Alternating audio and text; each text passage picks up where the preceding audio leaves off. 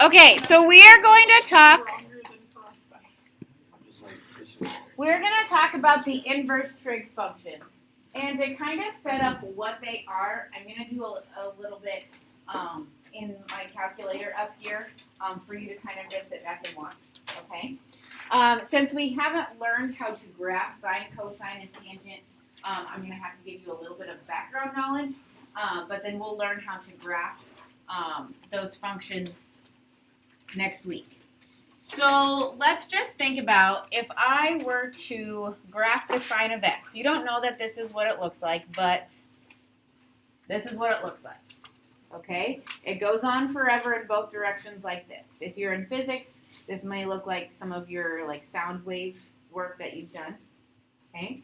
Now, if I want to graph the inverse, okay?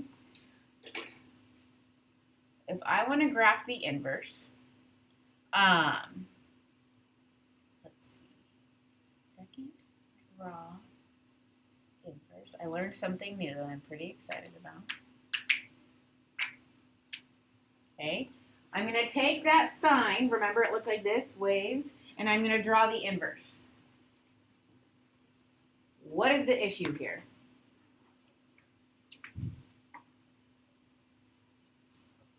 It's not a function. Okay, so when we talk about the inverse sine function, this is not what we're talking about. Okay, so mathematicians said, all right, well, this isn't a function, so we're going to have to restrict that to only a piece of it so it still passes the vertical line test. So I'll go ahead and show you what our inverse sine function looks like. It's going to show up in red. Are you ready? It's only that piece of it. Okay, if we take this piece, notice how it's passing the horizontal line test and the vertical line test. Well, I said those backwards. The vertical line test and the horizontal line test. So we have that one-to-one function. Okay, but that's extremely limited, isn't it? Yeah, it really is. So this is what happens. Okay, because of that, our inverse sine function has a very restricted domain and range. Okay, now there's two ways to notate inverse sine, and I think you've seen both ways. This is probably what you're more familiar with. Arc sine just means the inverse sine. Okay, so go ahead and write this down, and then I'll bring some more attention to it. All right, but I want you to have it written down first. You're never going to have to remember that that's what the graph looks like. It's more there so we can see the domain and range visually.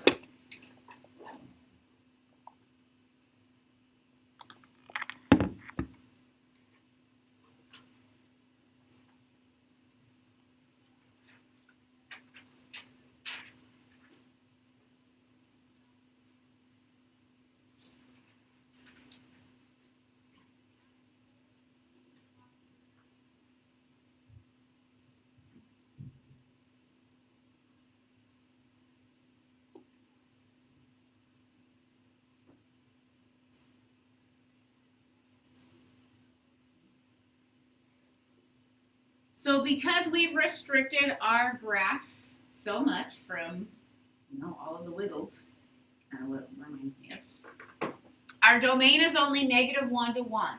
We can only input ratios that are between negative 1 and 1. Okay? So up until now, you've worked with like our normal trig functions, like the sine of 2 pi over 3 equals a ratio, right? Oops, sorry.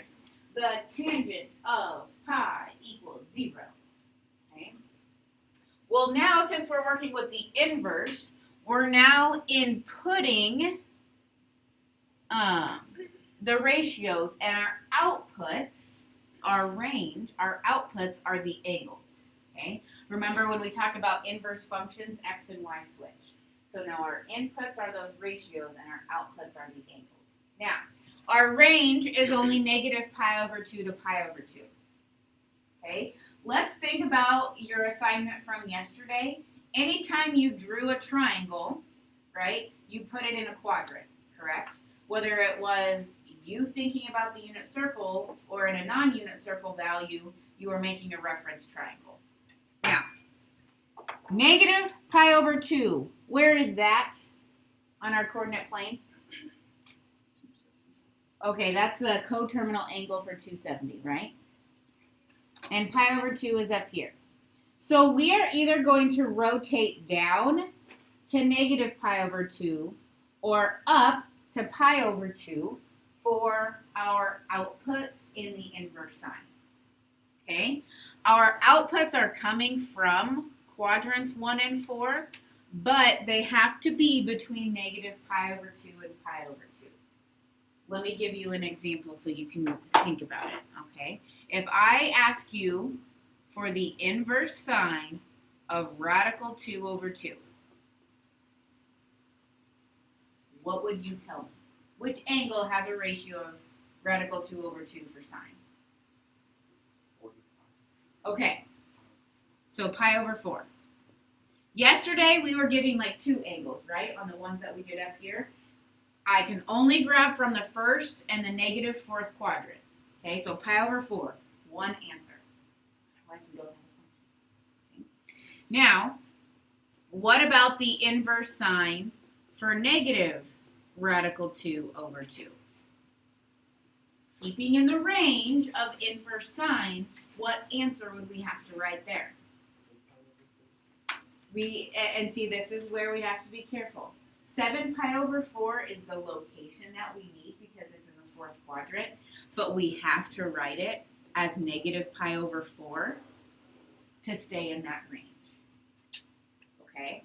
Which actually kind of makes it easier because all of your outputs are acute angles.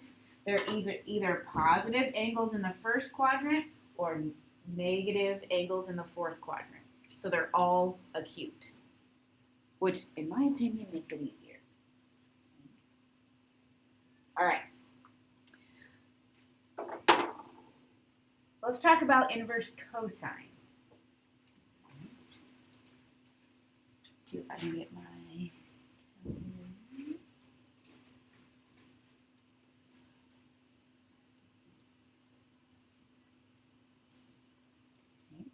Now I'm going to go and I'm going to graph the cosine of x.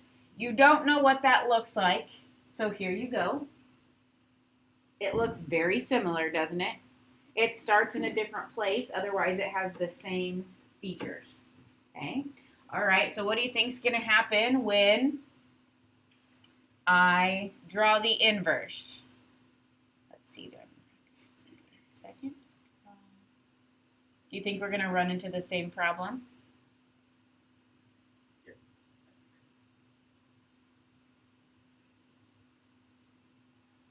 We run into the same problem. We don't have a function. Okay, so in order to work with the function inverse cosine, mathematicians limited it.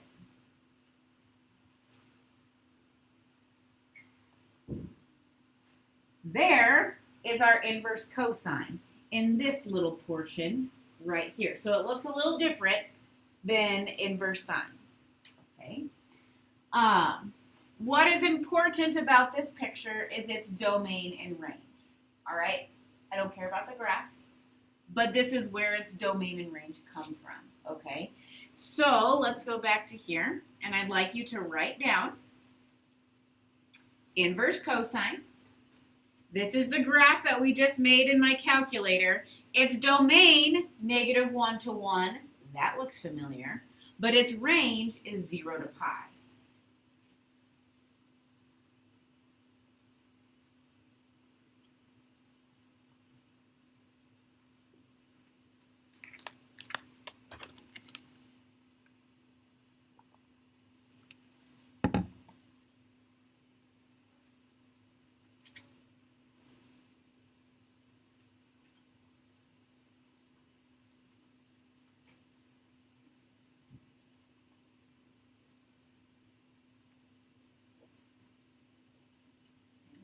It would not make sense to have a range of negative pi over 2 to pi over 2 because the cosine is positive in the 1st quadrant and it's positive in the 4th quadrant.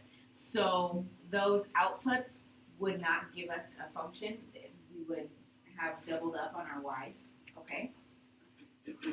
So instead, our range is from 0 to pi. So if we're thinking about drawing our triangles or looking at our unit circle, we're talking about values from 0 to pi. So we're talking about outputs of angles coming from the first and the second quadrant. Okay.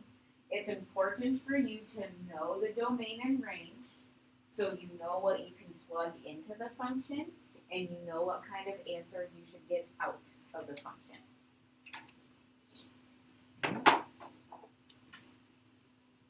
I'm going to do a very similar question here. The inverse cosine of radical 2 over 2. What angle would be our output? 45 degrees. Okay. Now, yesterday, if I gave you cosine of theta equals radical 2 over 2, you would say pi over 4, and you would say 7 pi over 4. Okay. But when we're talking about the inverse cosine, we can only grab one angle between 0 and pi. Okay. So now if I make it the inverse cosine of negative radical 2 over 2, between 0 and pi, where is the cosine negative radical 2 over 2? 3 pi over 4.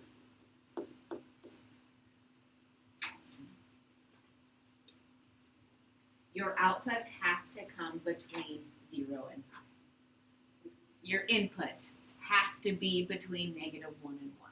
If I ask you for the inverse cosine of 2, can't do it. Makes your job easier, okay? But we have to be on the lookout for things like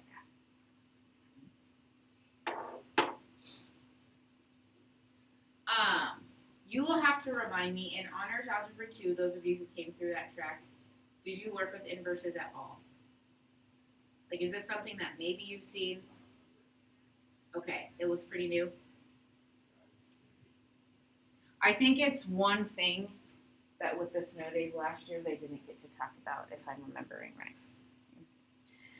All right. Last but not least, let's talk about our inverse tangent function.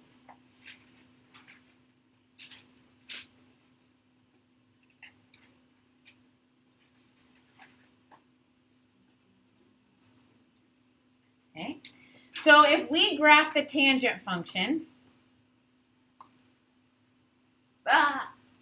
there it is.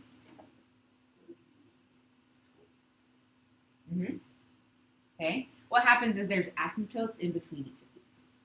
Okay. So, did that pass the horizontal line test? It sure didn't.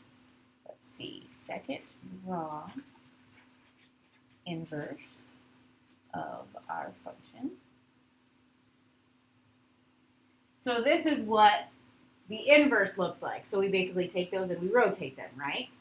Well, if I want the inverse tangent, what's going to happen is mathematicians decided, well, we can just use one of those squigglies, the one that goes through the origin. Okay? So this is what the inverse tangent looks like. Okay? Luckily for you, it has a similar range to another function that we've dealt with this morning.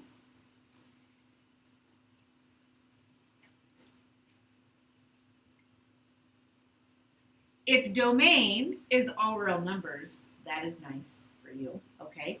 But its range is a non-inclusive interval of negative pi over 2 to pi over 2. We have parentheses on our range because of these asymptotes that we have at those places.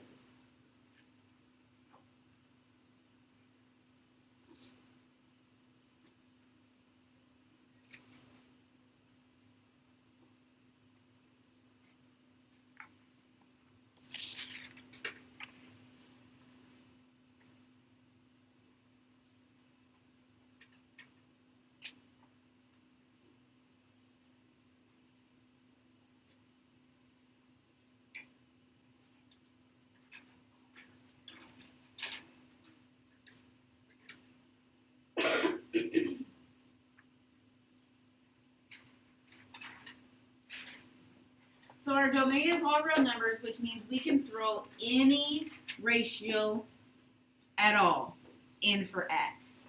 But our output, our range, our answers are going to be angles between negative pi over 2 and pi over 2. Okay? But not inclusive because we have these asymptotes. Now, if we think about our coordinate plane and either where we would pick from the unit circle or where we would draw triangles, negative pi over 2 is here, pi over 2 is here. So when we're thinking about the coordinate plane in terms of our triangles, we are going to be pulling from the first and fourth quadrant, just like we do with inverse sine. Just like we do for inverse sine. Which means cosine is kind of the inverse cosine, is kind of our oddball out. So you'll have to keep those separated. But similar to how we would come up with our outputs for inverse sine, inverse tangent has the same range. So if I ask you for the inverse tangent of 1, where between negative pi over 2 and pi over 2 do we get a tangent ratio of 1? Y divided by x equals 1. Where does that happen? At pi over 4. Okay. However, if I change it to the inverse tangent of negative 1, all right, yes, it's going to come from the fourth quadrant, but since our range is negative pi over 2 to pi over 2, we have to get the acute angle by rotating down. So negative pi over 4 would be our answer there.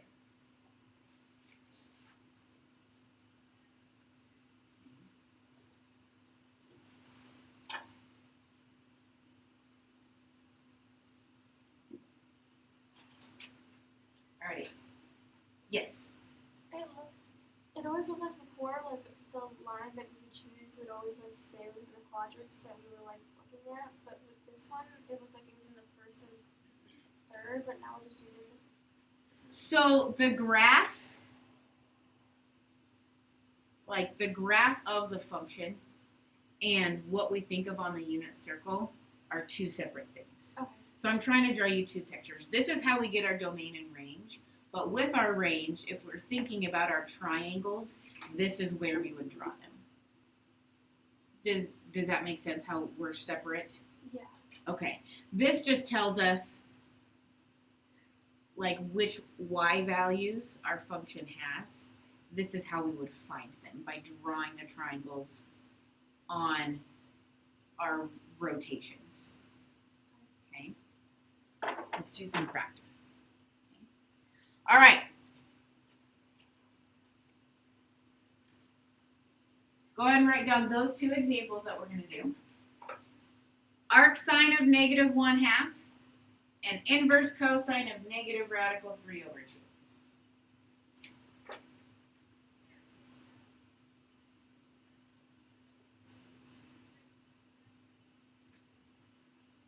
Okay. So the arc sine of negative 1/2. Which angle in the range has a sine ratio of negative 1/2? So first of all, I just want you to think about the unit circle. Which set of bow ties has y values of 1/2? Our pi over 6 bow ties. Okay? But since we're talking about negative 1/2 and our range is negative pi over 2 to pi over 2, then what would our answer be? Our answer would be negative pi over 6. It has to come from the fourth quadrant, but it has to be a negative acute angle.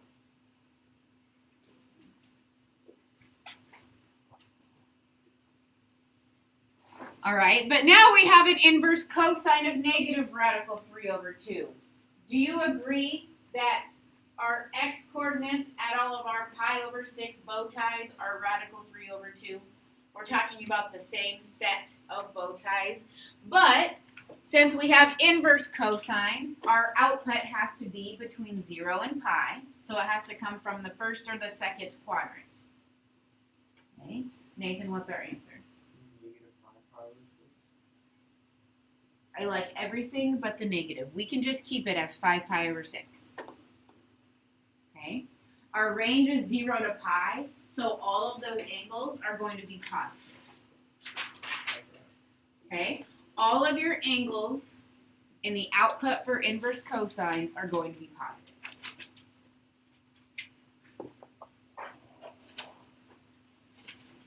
Next one, inverse sine of 2. Now, we don't always have to have a unit circle ratio, which this is not. But I also need you to keep in mind the domain and range of the function.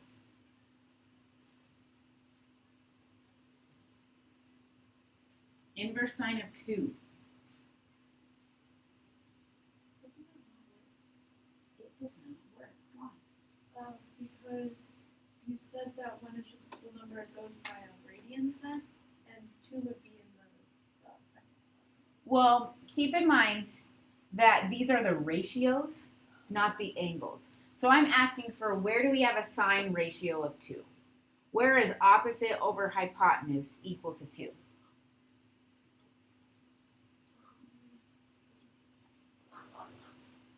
What's our domain? Our domain is -1 to 1. Is 2 in between -1 and 1? It is not.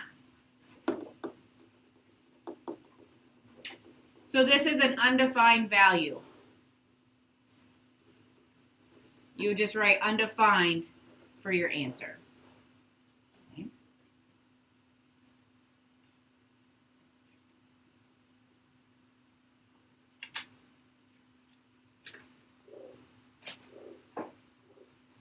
Okay. How about the inverse cosine of -1? I am asking you which angle has a cosine ratio of -1. So think about your unit circle. Where is the x value? -1. At pi. Which is just barely in that range, so we're good.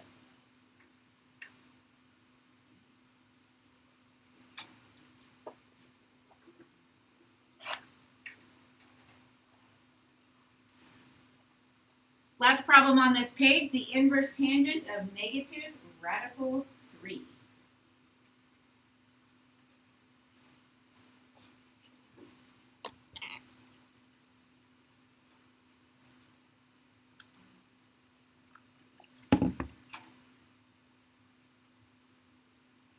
Okay, think about this first.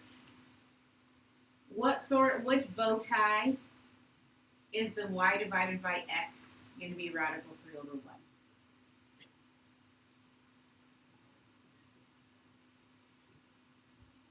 The pi over 3 bow tie. Okay, the pi over 3 bow tie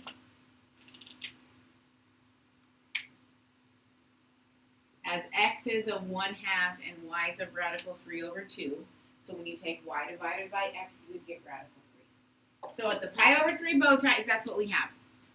Now if it's a negative radical 3, which quadrant do we have to go to? We have to go to the fourth quadrant, but remember it has to be a negative acute angle. So negative pi over 3 would be your output for that. Inverse sine and inverse tangent are always going to have either positive acute answers or negative acute. Okay. Just for fun, let's remember how to work our calculators. Go ahead and get them out. Make sure every time you do this that you're in radian mode.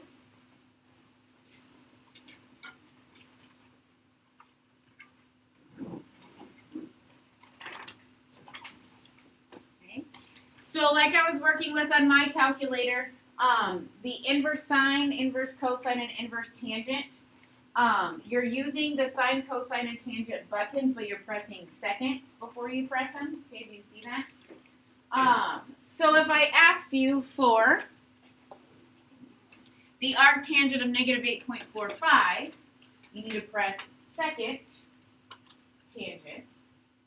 We don't have to press. Don't graph it, just in the home screen. Okay?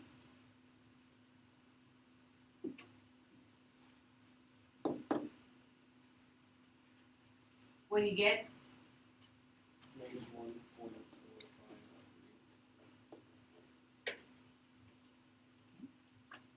Which is in between negative pi over 2 and pi over 2. Okay. I'm not going to bore you with a lot of examples here, but what I do want you to do, just type in the inverse cosine of 2.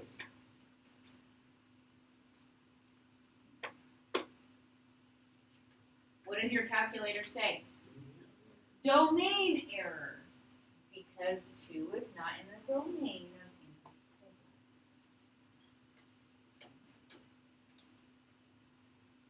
All right. Now, the last thing we're going to talk about is what happens when we combine a trig function with an inverse trig function. Like, what if we compose them together? Oh, we need to go to. Okay.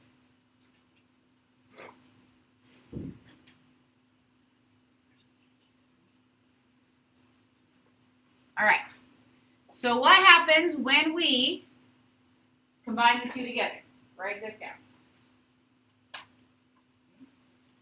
I'm going to go through some problems first and then talk about some properties. Okay. So we have the tangent of the inverse tangent of -5.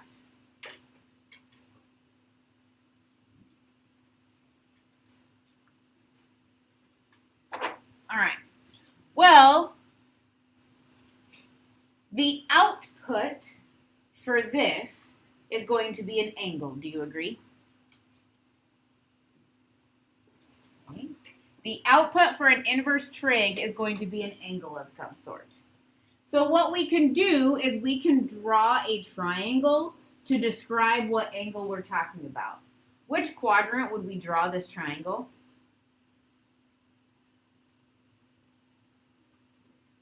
In the fourth quadrant. We're talking about inverse tangent. So 1 or 4. Since it's negative,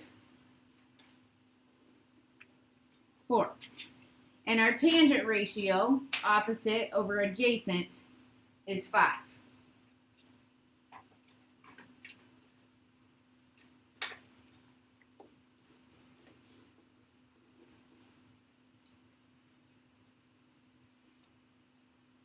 Okay. Well, and I guess we would label that 5 as negative, right? Because we went down. So now this is asking for, what's the tangent at that angle?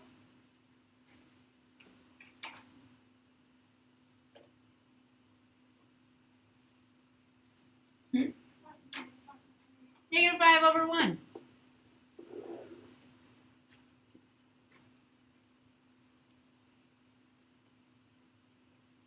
Well, that was sweet, wasn't it? What just happened? Did the tangent and our tangent just undo each other? Where we were left with that number inside? Okay. Sometimes that'll happen and sometimes it won't. I'll tell you right now, it'll happen every time with tangent and arctangent. Because the range of, the domain of arctangent is all real numbers, and the range of tangent is all real numbers. However, it will not work out like that every single time. For example,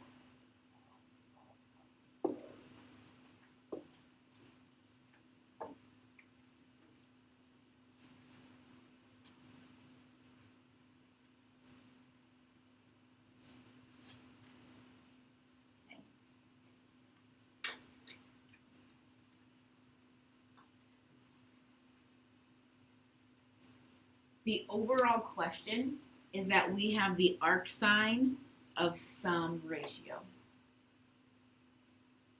Is it possible for us to have 5 pi over 3 as an answer for an arcsine problem?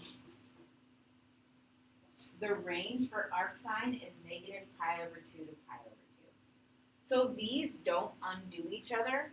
because our answer for arc sine cannot be 5 pi over 3. Instead, we have to do this one piece at a time. Okay? What is the sine of 5 pi over 3?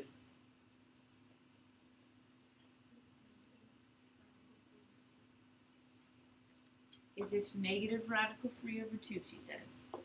She seemed a little hesitant. Can you confirm that for her? Okay.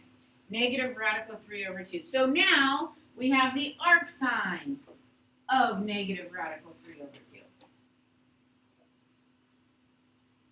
Okay. Well, we have to be careful with arc sine because we have to be either the fourth or the first quadrant. Okay. So since it's negative, we're going to have to rotate down to the fourth quadrant. So our answer would be?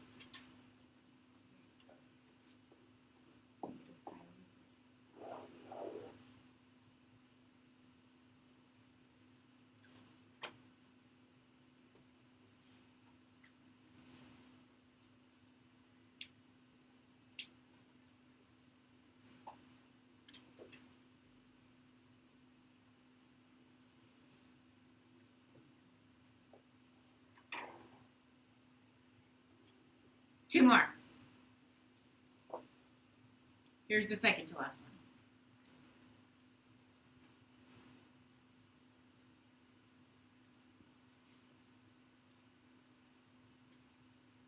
The cosine of the inverse cosine of 3.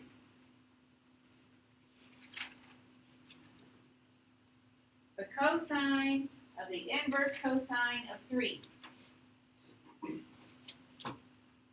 What? Jacob just asked, isn't it undefined? Who said yes? I said yes. Why is it undefined? Okay, 3 is not in domain for inverse cosine. So this is undefined.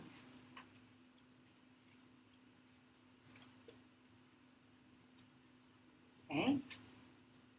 You have to always be thinking about the domain and range.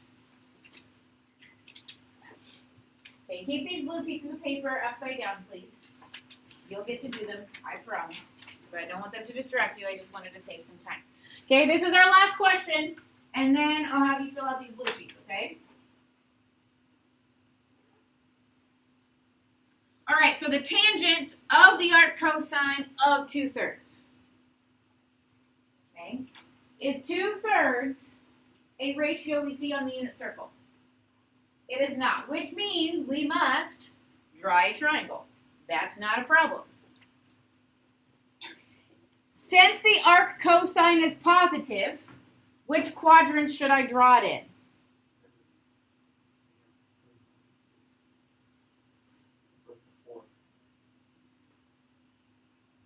But since it's arc cosine, we're only talking about the first or the second. So since it's positive, we better draw it in the first. And if our cosine ratio is 2/3, that's adjacent over hypotenuse. So we just drew angle theta, and we want to know what the tangent of angle theta is.